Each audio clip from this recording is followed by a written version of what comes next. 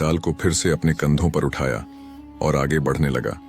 बेताल ने राजा को एक और कहानी सुनना शुरू किया। नगर में राजा हर्षवर्धन का शासन था।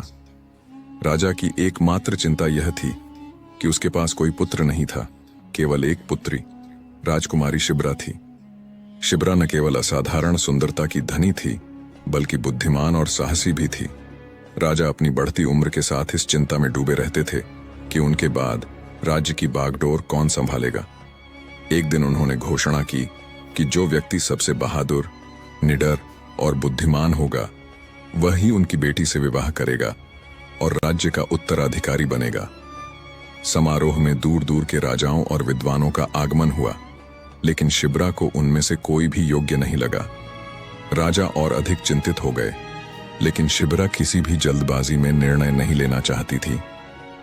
एक दिन शिब्रा अपने राज्य में घूम रही थी, तभी उसने देखा कि एक व्यापारी गुलामों को बेच रहा है। शिब्रा को यह दृश्य असहनीय लगा और उसने सोचा कि इन गुलामों को खरीदकर उन्हें स्वतंत्रता देगी। उसने सभी गुलामों को खरीद लिया। उनमें से एक गुलाम, जिसका नाम समीर था, बेहद बलवान और सुंदर था। शिब्रा ने महसूस किया कि समीर के भीतर कुछ विशेष है, लेकिन वह यह जानना चाहती थी कि क्या वह वाकई साहसी और सत्यनिष्ठा से भरपूर है।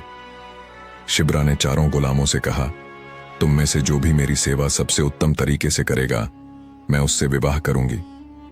रात होते ही एक भयानक घटना घटी। शिब्रा अपने कक्ष में सो रही थी जब एक विषैला सांप अचानक उसके कमरे में घुस आया और उसे डसने लगा। समीर तुरंत वहां पहुंचा और अपनी वीरता दिखाते हुए सांप को मार डाला, लेकिन उसने किसी से कुछ नहीं कहा। अगले दिन शिब्रा ने दरबार में पूछा, सांप को किसने मारा? एक अन्य गुलाम ने झूठ बोलकर अपना नाम लिया। समीर शांत खड़ा रहा, जैसे उसे किसी प्रशंसा की आवश्यकता ही न हो। राजकुमारी ने चारों को दूसरा काम दिया, जंगल में जाकर एक शेर का शिकार करने का। चारों गुलाम जंगल की ओर रवाना हुए। जब वे शेर की गुफा के पास पहुंचे, 3 गुलाम भयभीत होकर बाहर खड़े रहे, जबकि समीर अकेला गुफा के भीतर गया और शेर का शिकार करके लौटा। दरबार में जब शिब्रा ने पूछा, किसने शेर को मारा, तो फिर से एक गुलाम ने झूठा दावा किया और समीर ने फिर चुप्पी साधे रखी। इसके बाद शिब्रा ने एक और कठिन काम दिया, राज्य में हो रही चोरियों को रोकने का।